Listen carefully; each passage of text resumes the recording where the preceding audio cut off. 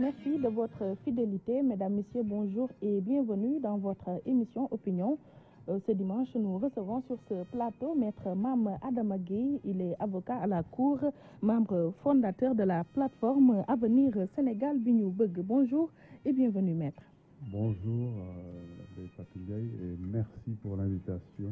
Et bonjour à vos auditeurs et téléspectateurs. Oui, c'est nous qui vous remercions. Pour briefer un peu nos auditeurs et téléspectateurs, Maître, vous êtes avocat à la Cour depuis 1982, ancien président du Forum civil, ancien bâtonnier de l'Ordre des avocats, participant des Assises nationales, membre fondateur du M23, également membre fondateur du mouvement Silabok au local de 2014. Présentement, vous êtes membre fondateur de Avenir Sénégal bi ñu bëgg. Lors du référendum, vous avez milité dans le front Niani Bagna, a rappelé que vous êtes candidat malheureux à la présidentielle de 2007. A-t-on dit l'essentiel? Absolument, c'est tout à fait complet. Merci. Voilà, les consultations inclusives sur les questions d'intérêt national ont démarré ce 28 mai. Même si vous n'y avez pas participé, augure-t-elle des lendemains meilleurs pour ce pays? Il y a deux termes qu'il faut que je corrige, parce que vous avez dit les consultations inclusives. Oui. Inclusives dans un sens, parce que tout le monde n'a pas été invité. D'ailleurs, vous avez dit que vous n'avez pas participé. Ceux qui ne sont pas au courant vont penser qu'on a été invité, qu'on a refusé l'invitation. En fait, on n'a pas été invité. Ce n'est pas... Suite de carton d'invitation. Non, nous n'avons pas été invités, comme d'autres organisations d'ailleurs, des organisations de la société civile, des mouvements citoyens. Nous ne savons pas pourquoi. En tout cas, c'est une manifestation d'ostracisme qui jure avec la volonté d'inclusivité, d'inclure tout le monde. Donc, bon, c'est le premier constat que je veux faire. Oui. Est-ce que ça augure de lendemain meilleur? Je pense que c'est aller trop vite en besogne, parce que je ne crois pas que le rassemblement au Palais de la République de 400 personnes, quelle que soit au demeurant leur qualité, parce que nous leur devons beaucoup de respect, c'est des personnes qui sont des personnalités de ce pays, du milieu politique, de certaines organisations de la société civile, du milieu maraboutique, des religieux. Toute ce gotha est important, mais est-ce que le fait de les rassembler pendant 8 heures de temps est une finalité? Parce que est-ce que le simple fait de les rassembler peut augurer le lendemain meilleur? Je pense que c'est trop vite aller en besogne. Je crois que ce rassemblement ne peut pas être une finalité. Oui. Il faut voir ce qui en est sorti. Oui, on avait la cérémonie d'ouverture. Oui, on avait la cérémonie d'ouverture. C'est pour ça que je pense que le simple fait qu'il y ait une cérémonie d'ouverture où la tonalité essentielle du discours était une tonalité plutôt laudatrice, parce qu'à part une ou deux interventions d'opposants qui, dans leur rôle d'opposants, ont formulé certaines critiques, pour l'essentiel, c'était des discours très laudateurs à l'endroit de Monsieur le Président de la République. Oui. Et je ne pense pas que ça correspond à la réalité de la situation du pays. Et si vous y étiez, qu'est-ce que vous allez dire au président? Écoute, je ne sais même pas si on aurait décidé d'y participer, parce qu'on aurait évalué. Oui. On aurait évalué pour voir si on allait participer ou pas. Parce que je pense que, vous savez, je vais faire un rapprochement entre cet événement et l'événement qu'il y a eu à la veille du référendum organisé par Abdoulaye Wade. Oui, en 2001. En 2001. En 2001, quand le président Abdoulaye Wade a décidé du référendum, nous, au niveau du Forum civil, on l'avait approché en lui proposant d'ouvrir un débat national sur les questions en cause, sur ce référendum. Et le président Abdoulaye Wade nous avait donné carte blanche. Et c'est nous, organisations de la société civile, qui avions décidé du format des invités. Et ça a été un débat riche. Ce qui est gênant dans ce débat, c'est que, comme dans les événements qui l'ont précédé avant le référendum, c'est Monsieur le Président de la République qui a, encore une fois, décidé de tout. Du format, de la date, des invités, de tout. Moi, je pense qu'un dialogue, par définition, on ne peut pas considérer qu'il y a un dialogue simplement parce que les gens sont face à face et se parlent. Oui. Un dialogue dans le respect de toutes les parties prenantes, c'est que même dans la forme, même dans la manière de le faire, dans le contenu, dans le timing. Il doit avoir un minimum de discussion. Je pense que ça aurait été plus convenable que M. le Président de la République, avant ces discussions, rencontre les différentes parties prenantes, pour prendre l'avis de ces parties prenantes. Est-ce que son calendrier le lui permet? Mais tout à fait. Je pense que ça, ce n'est pas un empêchement dû au calendrier. Mais c'est une forme d'approche. Moi, je constate de plus en plus que M. le Président de la République a tendance à prendre les décisions tout seul. Et comme ça a été le cas avant le référendum... Il mène une gestion solitaire du pouvoir. En tout cas, c'est une approche solitaire qui n'est pas assez inclusive et assez participative. Donc, c'est pour ça que je ne peux pas d'emblée dire que ça augure de lendemain meilleur.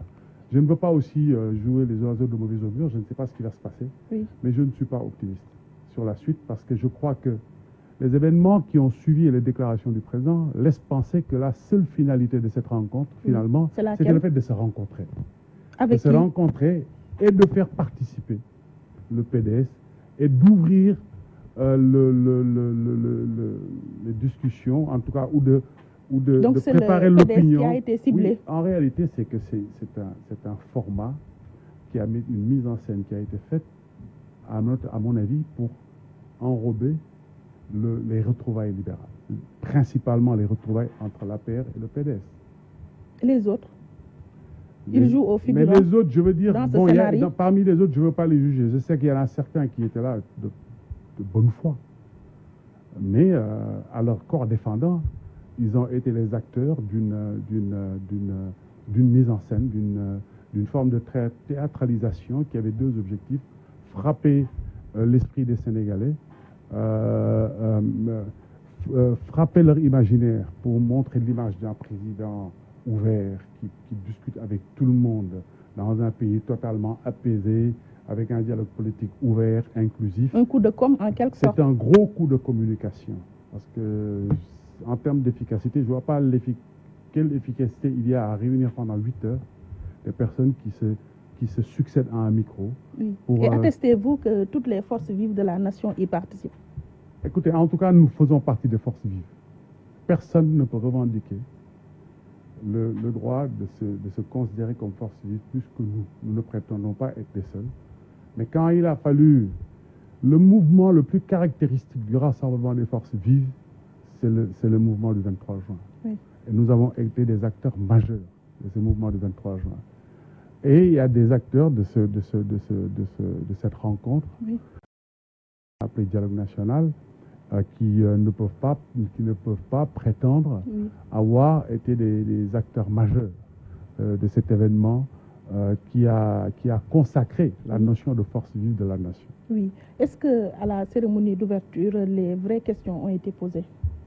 Je n'ai pas entendu, je ne pense pas, parce que, oui, comme je vous l'ai dit, pour l'essentiel, on a entendu des discours laudateurs. Oui. C'est-à-dire que c'est des turiféraires du président qui nous ont tressé beaucoup de lauriers, oui, et quelques discours d'opposants qui étaient dans leur rôle. Oui. Mais il suffit juste de regarder la situation du pays. Quelles sont les urgences du pays pour voir si les bonnes questions ont été posées. Les urgences du pays, c'est l'éducation, oui, c'est la santé, c'est les difficultés quotidiennes des Sénégalais, c'est la situation intolérable des jeunes talibés dans la rue, c'est le problème de l'accès à l'eau. Vous êtes très bien placés tous les jours quand on regarde les émissions de télévision, on voit les Sénégalais partout se plaignent des grosses difficultés d'accéder à l'eau, qui est une denrée indispensable, qui est la source de vie. C'est ça les urgences nationales. Est-ce que cette discussion, est-ce que ces dialogues a pu permettre d'avancer un tant soit peu dans la solution de ces urgences nationales? Oui. Je ne le pense pas. Ça a été plutôt une rencontre de politique, un gros coup de com' à vocation politique, qui est une manifestation pathologique du clientélisme politique, qui s'inscrit dans une logique de transaction politique. Bon, l'objectif est clair, il faut préparer l'opinion à des retrouvailles entre le pouvoir et l'opposition, et une partie significative de l'opposition, en l'occurrence le PDS, comme cette histoire se répète de manière régulière entre politiciens. C'est une grosse manœuvre politicienne. Il y a eu le protocole de Rebeuss. Oui, Il y a eu le protocole de Rebeuss. Là, on va vers un autre protocole, apparemment. Apparemment, même si ce n'est pas écrit, on a l'impression que, même le président l'a dit, dès qu'il est sorti de ce dialogue national, qu'il est allé à Paris, il a fait une déclaration afférente à ce qui va suivre. Il évoque la possibilité d'une libération de Karim Wade d'ici la fin de l'année. Juste après ce dialogue national. C'est pas fortuit, à votre avis? Mais absolument pas. C'est évident que c'est pas fortuit. D'ailleurs, si on analyse les faits, le processus a commencé au moment du référendum. Parce que si vous avez bien fait attention, le président Abdoulaye Wade ne s'est pas beaucoup impliqué. Il ne s'est pas beaucoup mouillé. Il n'a même pas financé la campagne du PDS. Non seulement ça, mais même en dehors du financement, je pense qu'une présence du président Abdoulaye Wade à une grosse manifestation du Front du Non, du Front Gor Sawardia, aurait pu quand même peser de manière conséquente. Et on a vu le président être dans une posture de réserve. Donc ça, c'était un prémisse. La participation du PDS à ce dialogue national était le deuxième acte et le troisième acte. Donc on est dans un processus bien établi, bien élaboré. Je pense. Entre les deux parties. Je pense, de toute façon, vous les journalistes, beaucoup de vos collègues observateurs ont eu cette lecture de la situation. Et c'est quand même un problème dans notre pays. Et tout ça se fait sur le dos des citoyens. C'est-à-dire aujourd'hui, il y a une instrumentalisation du pouvoir politique à des fins de transaction entre les acteurs politiques. Il y a une espèce de convergence d'intérêts qui fait que quand un pouvoir arrive, un nouveau pouvoir, c'est le même schéma. Regardez le schéma de 2000. Le président arrive, prend quelques opposants du PS, les met en prison, menace d'autres qui transhument. Et au bout d'un moment, pratiquement, ramasse tout le monde. Même scénario. Est-ce que cela n'est pas dû au fait que la politique est devenue une profession? Bien entendu, parce qu'aujourd'hui, on a des plans de carrière. C'est le même scénario. Le président Macky Sall arrive, nous électeurs. Comment? Il nous vend l'idée qu'il allait nettoyer les écuries d'Ogias, la traque des biens mal acquis. Tout le monde a applaudi. Lui-même dit que c'est une demande sociale. Il arrive, pose l'acte symbolique majeur. On arrête Karim Wade. On le met en prison, on le juge. On met une épée de Damoclès sur la tête de 25 autres. Interdiction de sortie du territoire. Voilà, une grosse pression. Et au bout de quelques temps, on ouvre les portes de la transhumance en faisant l'apologie de la transhumance. Évidemment, ceux qui avaient des craintes, certains ont déjà transhumé, d'autres sont dans l'antichambre. Et enfin, le clou du scénario, c'est les négociations qui vont aboutir à des retrouvailles entre le président de la République et le PDS. Et quelle sera la finalité? Un gouvernement d'ouverture ce que je comprends. Participera les libéraux? Je ne sais pas. Participeront les libéraux? Je ne sais pas. Mais ce que je sais, c'est que, comme vous l'avez dit tout à l'heure, la politique étant une activité quasiment professionnelle, ces professionnels ont besoin de prébande pour vivre, parce qu'il faut bien vivre. Quand on sort du pouvoir, on a encore un peu de moyens, on peut tenir quelque temps. Au bout de 2-3 ans, ça devient difficile. À la 4e année, ça devient quasiment impossible. Et donc, il y a une offre et une demande, parce que quand le pouvoir en place met la pression sur l'adversaire, et le président l'a dit, et je ne comprends même pas pourquoi on en fait une finalité. Je veux réduire l'opposition à sa plus simple expression. Ce n'est pas une finalité. Un président de la République n'est pas élu pour réduire l'opposition à sa plus simple expression. Un président de la République est élu pour répondre aux attentes des citoyens. On ne l'a pas élu pour s'inscrire dans une logique de jeu politicien. Donc, quand lui dit que je veux réduire à la plus simple expression, et que les autres, à un moment, sont trop fatigués, il y a une convergence. On s'entend pour que le pouvoir donne un minimum de subsides à ceux qui sont de l'autre côté pour leur permettre de survivre en attendant les prochaines élections. Oui. Est-il pertinent de faire de la date du 28 mai la journée du dialogue national? Il aurait été plus pertinent de faire, je ne sais plus de quelle date anniversaire, la journée des assises nationales. Oui. Il n'y a jamais eu des rencontres inclusives aussi significatives que les assises nationales dans ce pays, en termes de représentativité. Oui, mais le PDS n'y a pas participé. Oui, mais je dis de représentativité. Aujourd'hui, le PDS est dans le dialogue national. Nous, on n'y est pas. Oui. Donc, c'est pas je parle de représentativité. Je ne parle pas d'unanimité. Oui. En termes de représentativité, c'est absolument incontestable. En termes d'objectifs, en termes de vision, en termes de contenu, cette réflexion une réflexion de ce niveau n'a jamais été menée au Sénégal.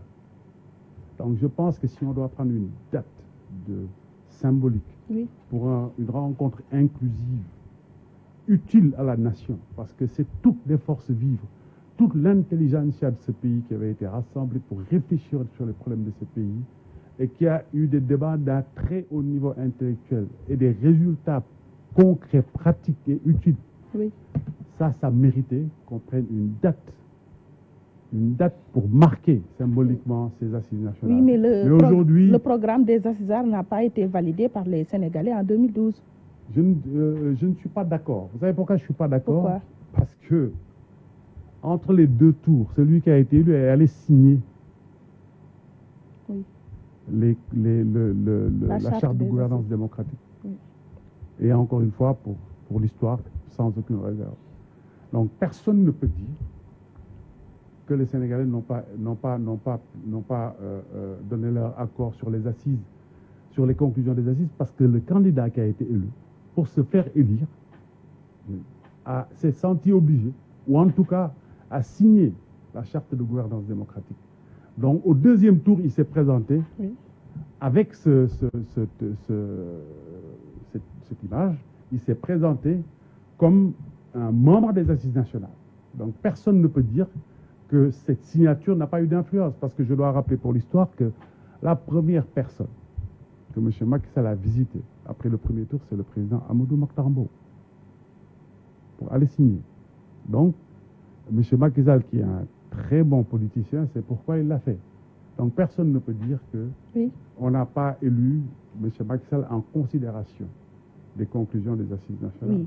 Selon vous, à qui profite... Et puis, excusez-moi, en termes de légitimité, il y a eu autre chose. Oui. Parce que le président Macky Sall lui-même a dit qu'il allait appliquer les conclusions d'assises, a demandé à une commission nationale de réforme des institutions de réfléchir. Et cette commission nationale de réforme des institutions a rencontré tous les Sénégalais. Beaucoup de Sénégalais sur les bancs, pas tous les Sénégalais, un échantillon très significatif d'un point de vue scientifique. Du président Amadou Mokhtar Mbow. Oui, les Sénégalais. Et donc, ces conclusions-là confortent tout ce qui est dans les assises nationales, postérieurement à l'élection du président Macky Sall. Malheureusement, tous les points n'ont pas été repris lors de la révision constitutionnelle. Les points les plus importants, d'ailleurs, oui. ont été occultés. Oui. Selon vous, à qui profitent ces concertations, pour ne pas dire le crime?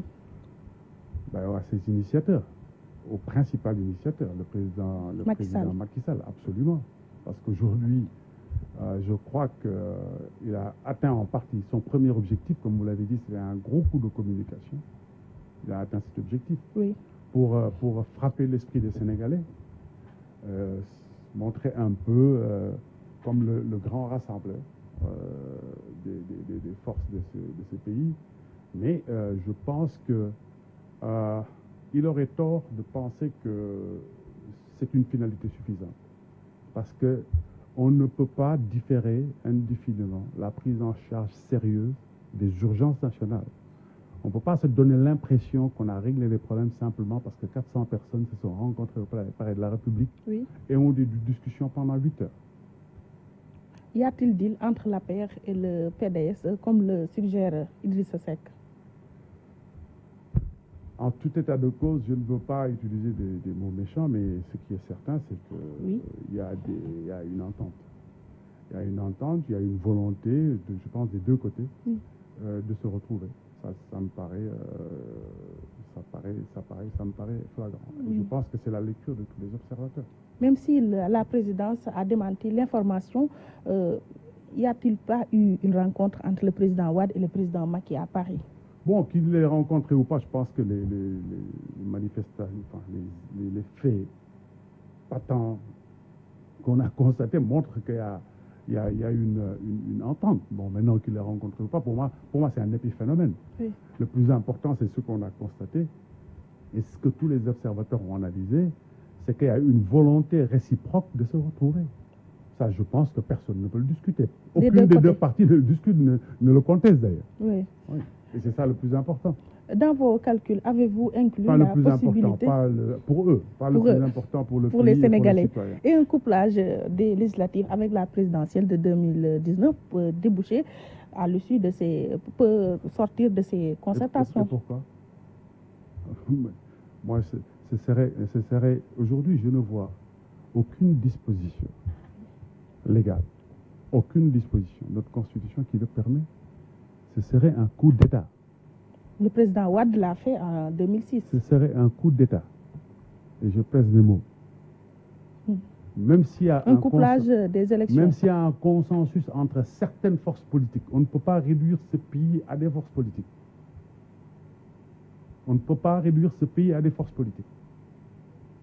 Les deux instances les plus importantes qui ont marqué la vie politique de notre pays dans les dernières années, ce sont les assises nationales.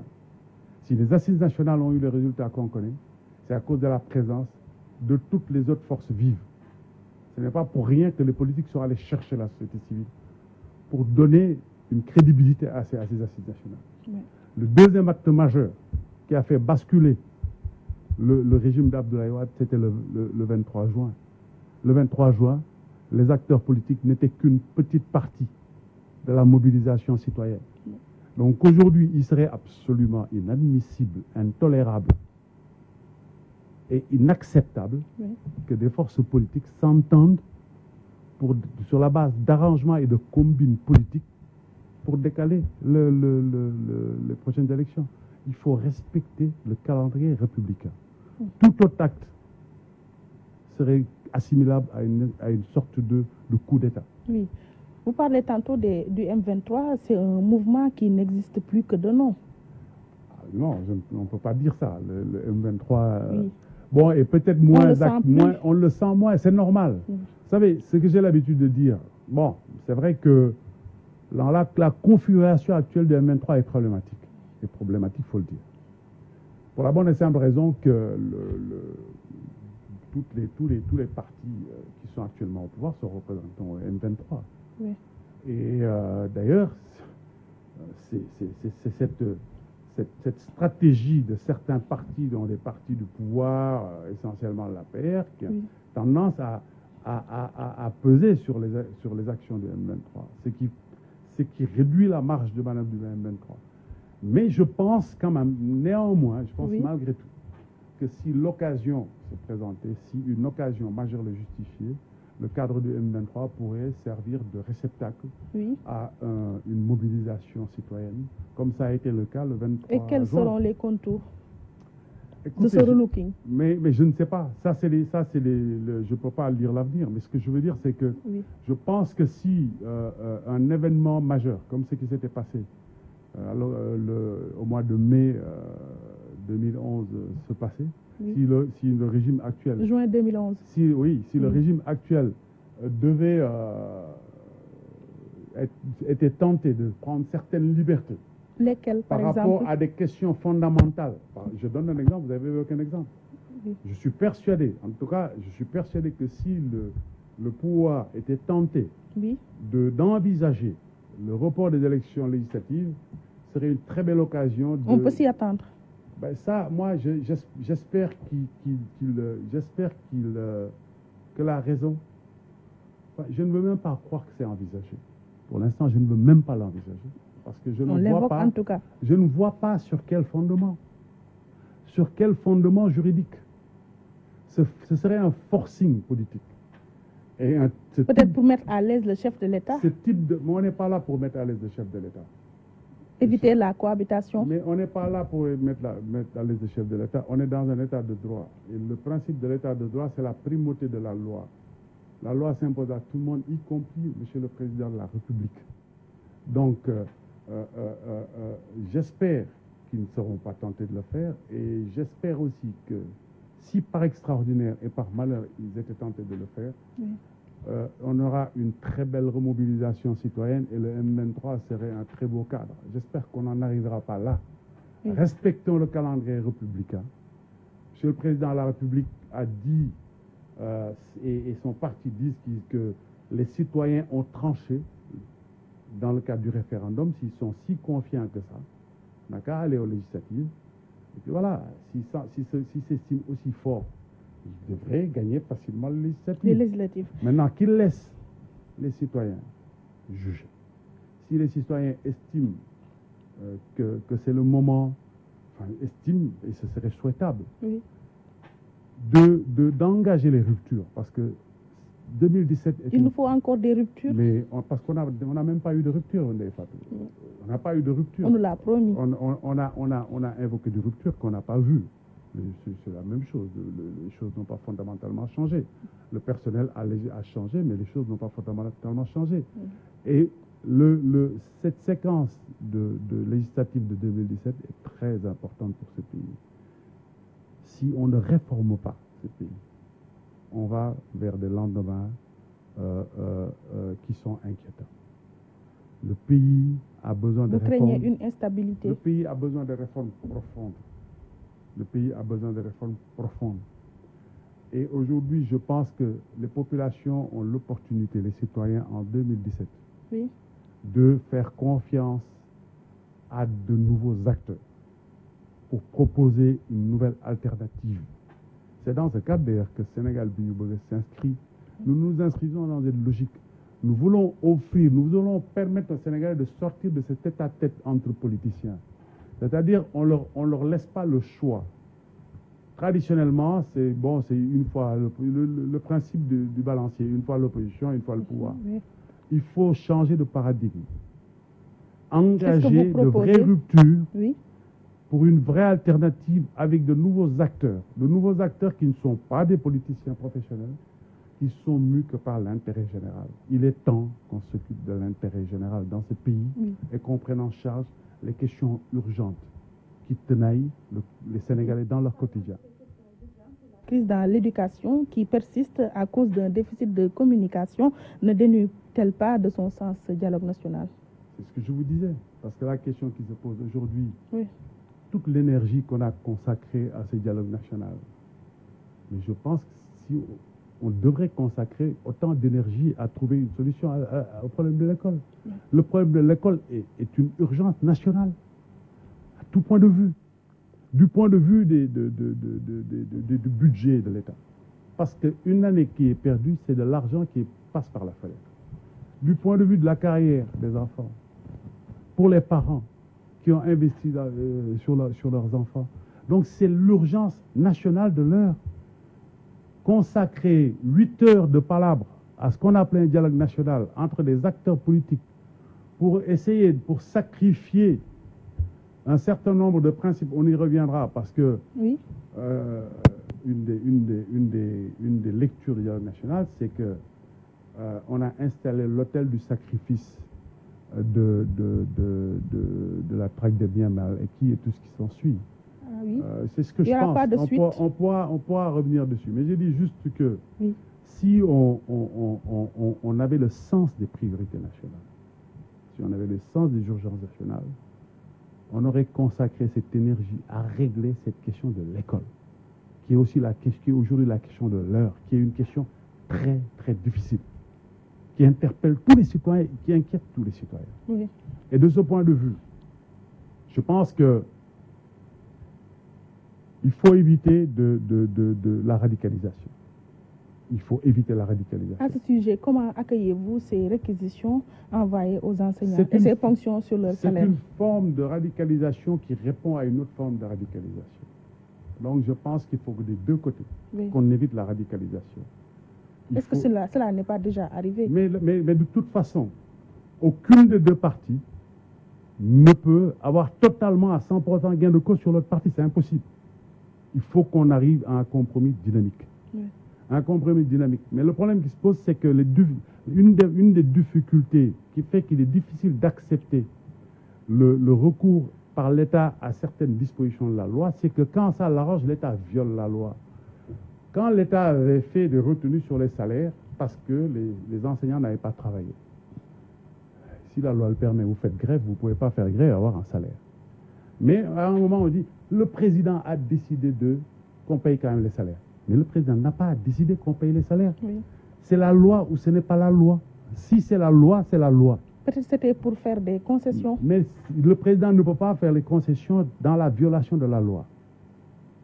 S'il veut faire une concession, qu'il trouve une autre formule. Mais on ne peut pas violer la loi. On ne peut pas faire des concessions par la violation de la loi.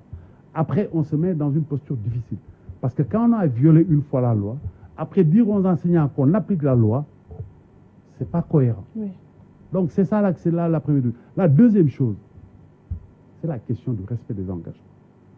C'est vrai que c'est un dossier tellement compliqué. On entend tellement de choses qu'après on ne s'y retrouve plus. Mais ce que j'ai noté, oui, c'est que pour une bonne partie des revendications, il s'agit du respect des engagements par l'État. C'est inacceptable qu'un État perde sa crédibilité à ce point, en ne respectant pas ses engagements. Surtout avec les 17 mesures.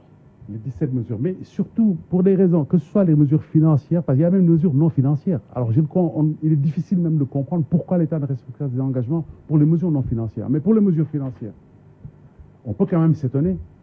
Comment on peut s'empresser de payer 13 milliards de dédommagements à un concessionnaire, en l'occurrence à chez SNEDAI, à Adamabi Togo, oui, alors qu'on avait déjà pris des engagements avec les enseignants à caractère financier.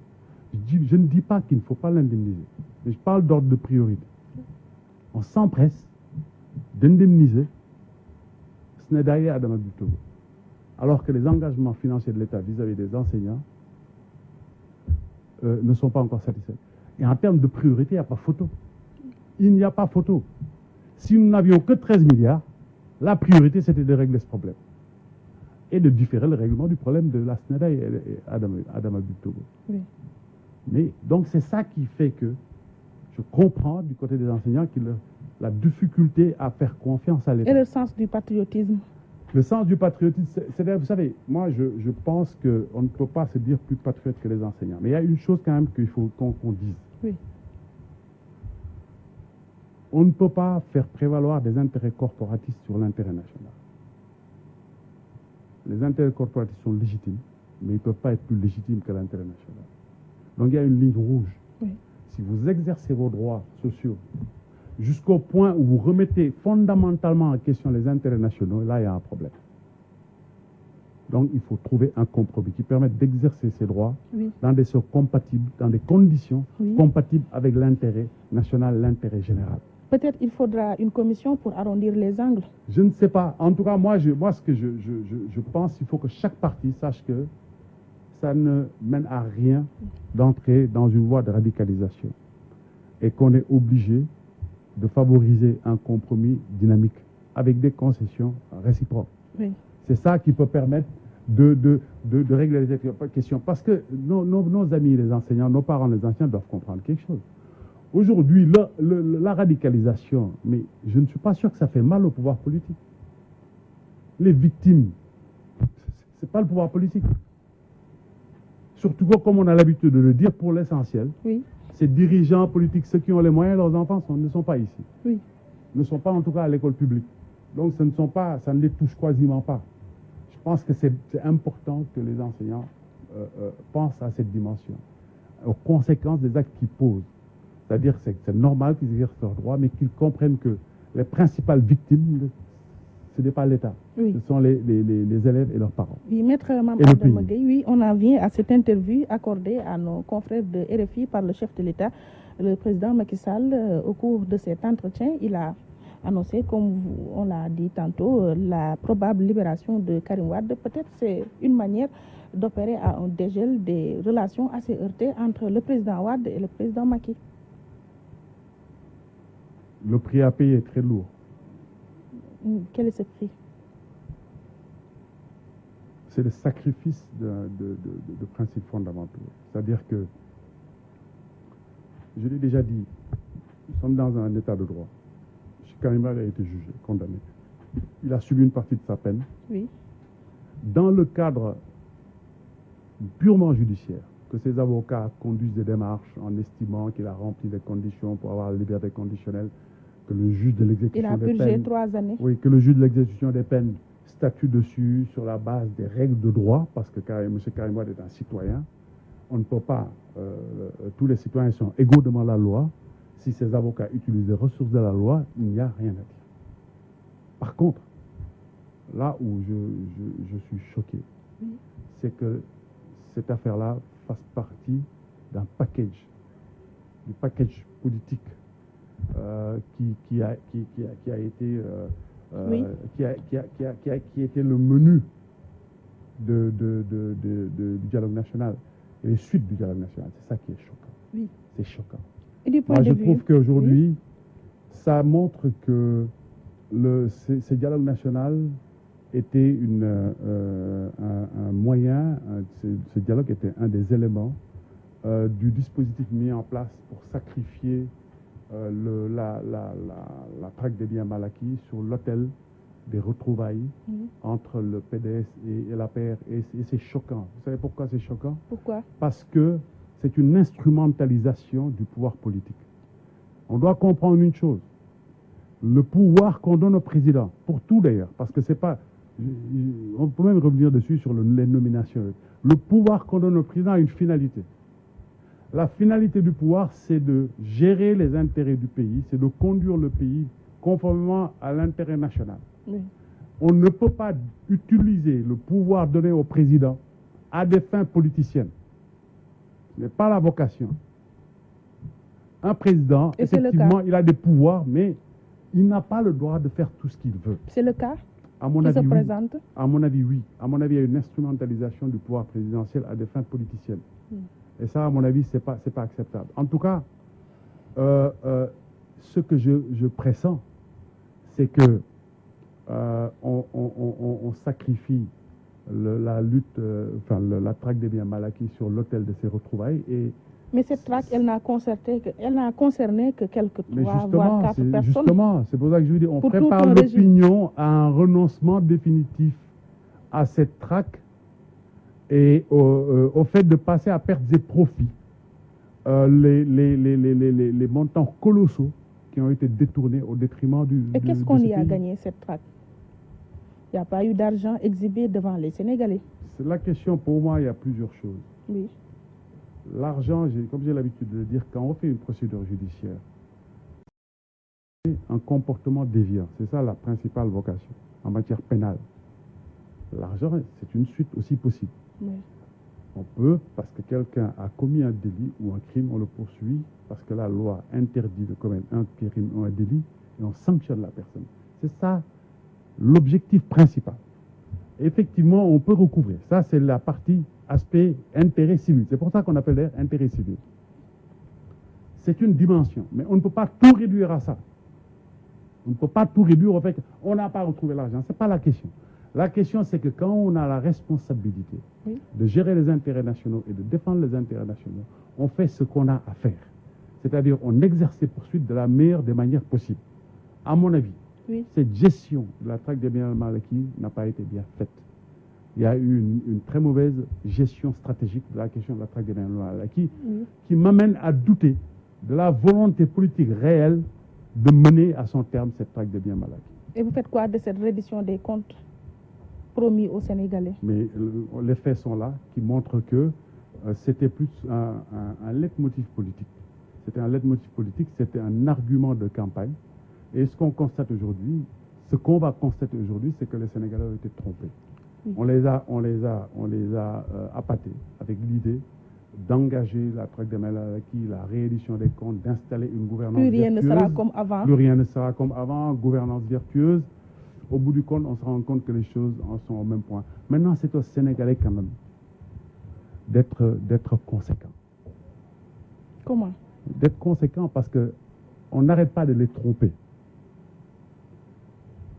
Qu'ils refusent de se laisser manipuler par des politiciens. C'est pour ça qu'il faut qu'ils réfléchissent à identifier des acteurs nouveaux. Il faut que les Sénégalais engagent une dynamique qui peut mener à une vraie alternative, à de vraies ruptures transformatrices. Aujourd'hui, il n'y a aucune rupture qui a transformé le quotidien des Sénégalais. C'est ça l'enjeu, surtout même des prochaines législatives et de la prochaine présidentielle. Il faut faire bouger les lignes. Parce que depuis 50 ans, c'est le même système politicien qui est au Sénégal. Et on a vu les résultats. Depuis 55 ans, la situation du pays n'a pas fondamentalement changé. C'est parce que ce sont les politiques qui occupent l'espace public. Oui, parce que les politiques occupent l'espace public, il y a d'autres acteurs aussi. Il y a de plus en plus d'acteurs. Nous, on n'est pas des politiciens professionnels. Nous avons l'ambition de présenter aux Sénégalais une offre politique nouvelle, une offre politique alternative, une offre politique de rupture. Oui. Pour en revenir à l'affaire Karim Wade, du point de vue juridique, comment peut-on matérialiser sa libération hormis la grâce présidentielle?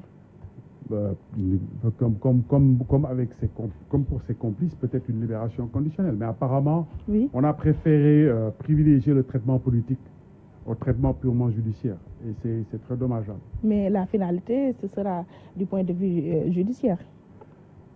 Il faut bien une couverture juridique ou judiciaire. Parce que si c'est la grâce, c'est une couverture juridique. Si c'est la libération conditionnelle, c'est une couverture judiciaire. Oui.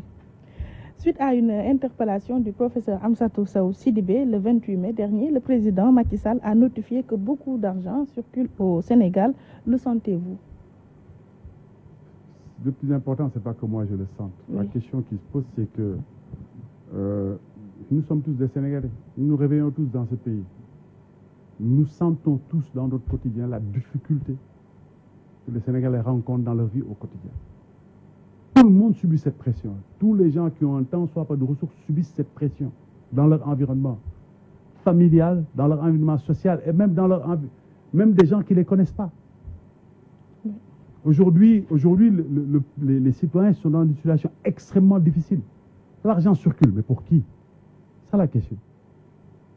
Ce n'est pas un indicateur pertinent de dire que l'argent circule. L'argent circulait, mais dans certains milieux. Mais quand on prend le commun des Sénégalais, mais il est dans des difficultés, dans de grosses difficultés. Nous le vivons tous au quotidien. Il ne suffit pas juste de lancer des leitmotifs de ces gens. Et ça, je vous donne un exemple. Oui. Pour montrer que si l'argent circulait, et que si les Sénégalais avaient un niveau de vie comme le prétend le président de la République, le Sénégal n'aurait pas dégringolé de 52 places sur l'indice de développement humain. Le Sénégal est à la 170e place sur 188 pays dans le monde. Sur l'indice de développement humain qui mesure justement le niveau de vie des populations dans chaque pays du monde, sur des bases similaires, en prenant 3 indicateurs. 1, l'espérance de vie, pour mesurer la qualité du système sanitaire, les hôpitaux, parce que c'est ça qui permet d'avoir une espérance de vie. Oui.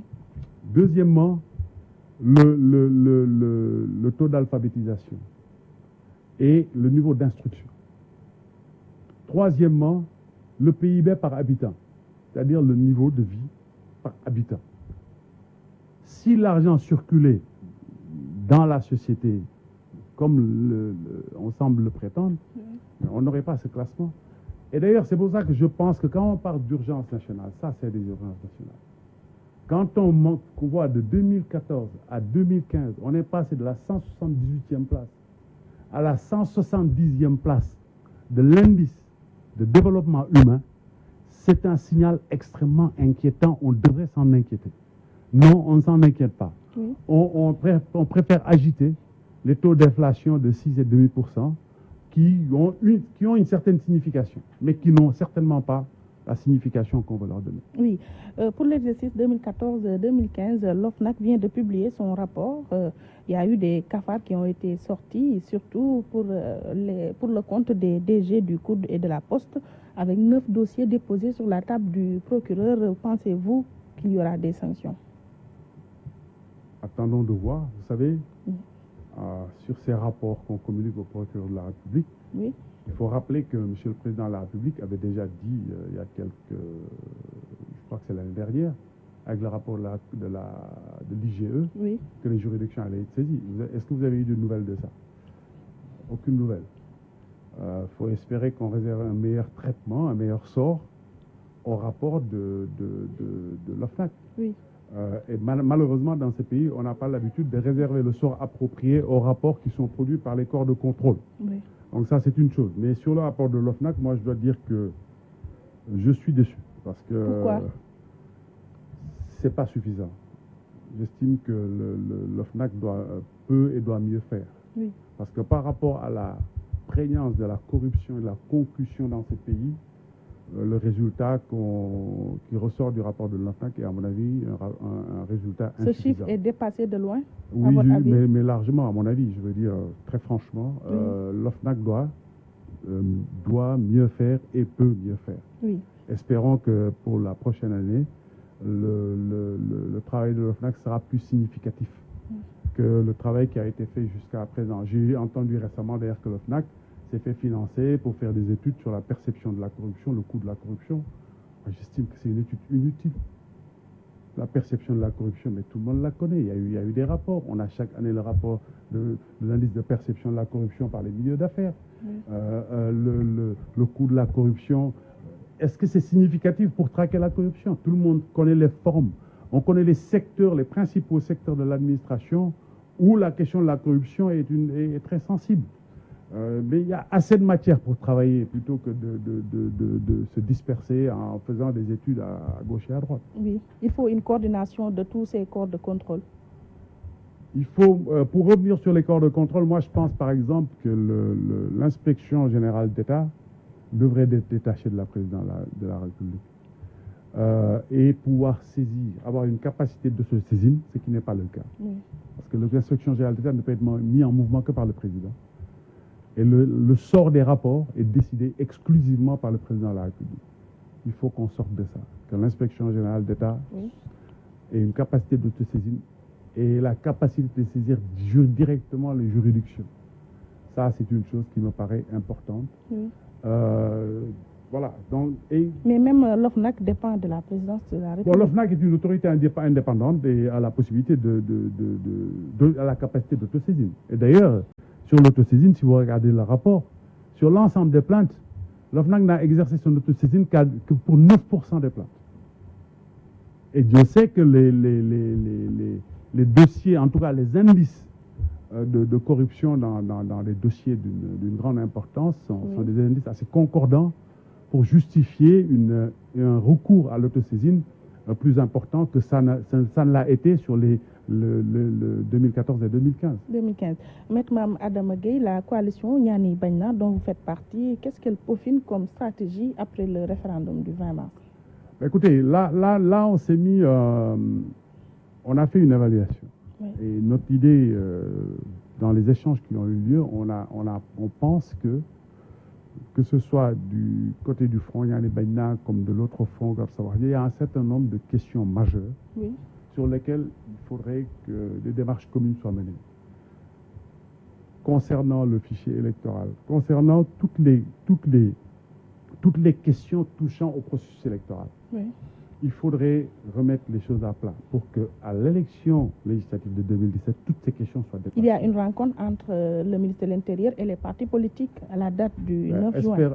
Espérons que ces rencontres permettront dans le cadre de ces concertations nationales, de régler définitivement toutes ces questions liées au processus électoral. Ce serait une très bonne chose pour qu'en 2017, qu'on ne se retrouve pas dans des situations qui risquent de créer des conditions de contestation de l'élection de 2017, qui est une élection très très importante. Donc on peut s'attendre à une coalition entre Gortia Wahdia et Ñaani Bañna en vue des législatives de 2017. Sur ces questions touchant le processus électoral, je pense que toutes les parties prenantes ont intérêt à s'entendre pour que, même avec les partis qui sont dans la coalition présidentielle, c'est l'intérêt national. Franchement, qu'on arrête de jouer, qu'on joue franc jeu, qu'on mette en place un processus électoral un dispositif électoral consensuel pour aller aux élections dans des conditions de totale transparence qui permettent au suffrage exprimé par les Sénégalais d'être traduit correctement à l'issue de l'élection. Oui. Maître, le verdict du procès Hissène Habré a été prononcé. Comment vous l'appréciez? Vous savez, moi j'ai un sentiment de gêne. Oui. C'est pas que j'ai une sympathie particulière pour le président Hissène Habré. Au contraire, il y a un certain nombre d'actes qu'il a posés pendant qu'il était président que je n'approuve absolument pas. Oui. Mais il a ses droits. Le président Hissène Habré a été poursuivi pour torture. Le texte n'existait pas dans le code pénal, donc il a gagné son procès. Oui. Deuxième procès, déclaration d'incompétence. Ensuite, on a taillé sur mesure des textes et une juridiction pour juger Hissène Habré.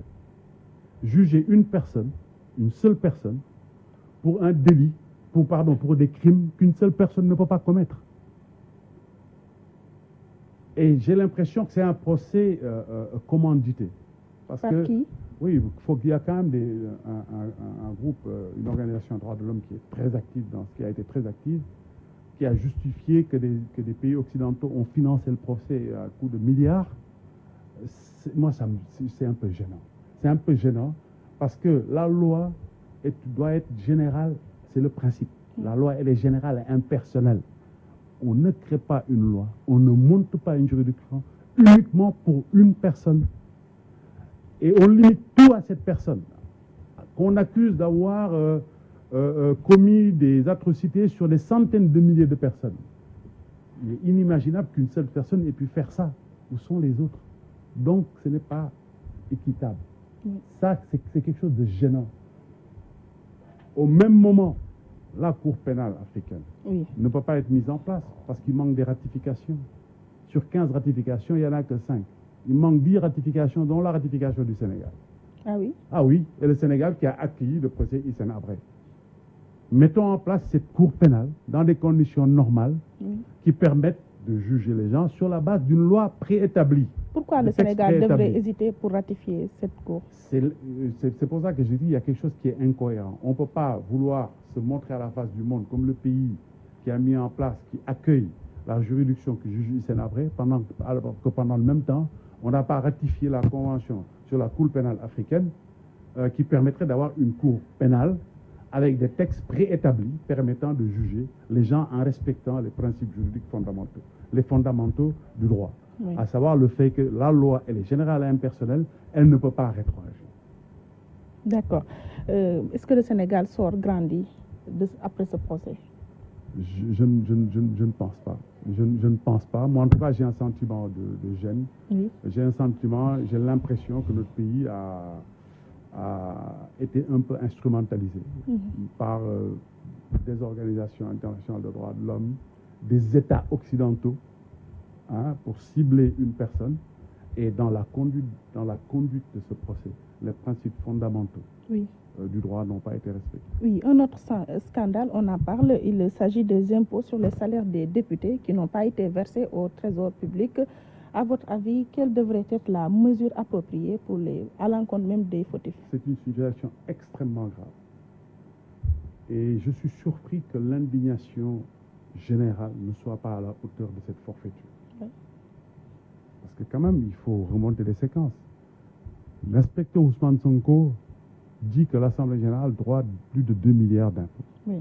Il y a un communiqué officiel de l'Assemblée nationale qui dit que l'Assemblée nationale doit 140 millions, ce qui est déjà inacceptable. Un communiqué du ministre des Finances confirme les propos de M. Sonko. Ce qui veut dire que le communiqué de l'Assemblée nationale est une contre-vérité. C'est très grave. Politiquement, ça c'est extrêmement grave. Ce qui est aussi extrêmement grave, c'est qu'il y a 2 milliards 700 millions qui n'ont pas été reversés aux impôts pour des budgets qui ont été mis en place sur des exercices passés. Où est cet argent? Où cet argent est passé? Y a-t-il détournement de deniers publics? Manifestement, parce que là où l'argent est passé, l'argent fait partie du budget de l'Assemblée nationale, mis à la disposition de l'Assemblée nationale. Chaque année, le budget est dépensé. Si les choses s'étaient passées normalement, là, cet argent devait aller aux impôts. Ce n'est pas aller aux impôts. Où est allé cet argent? C'est une question fondamentale. Les citoyens doivent mesurer la gravité de cette situation. Oui. Et qu'on traite cette question à la hauteur de la gravité de cette situation. C'est une situation extrêmement grave. Et je pense que les autorités de l'Assemblée nationale, notamment le président de l'Assemblée nationale, a une responsabilité qui est engagée. Est-ce que le président Niass doit démissionner comme le demande M. Ousmane Sonko? J'aurais démissionné à sa place. J'aurais démissionné à sa place parce que je pense que aujourd'hui, il s'agit d'une question de dignité. C'est de la dignité d'une des plus hautes institutions de ce pays. Oui.